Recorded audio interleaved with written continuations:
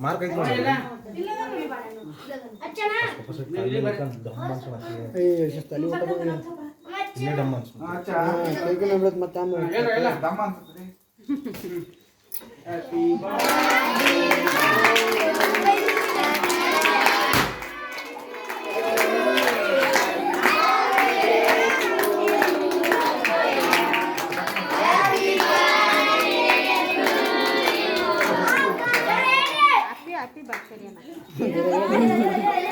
mobile set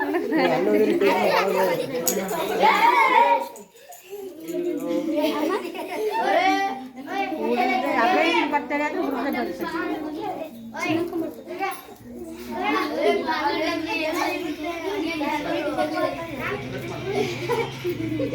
ಕುತ್ಕೊಂಡು ಇನ್ನ ಐತೆ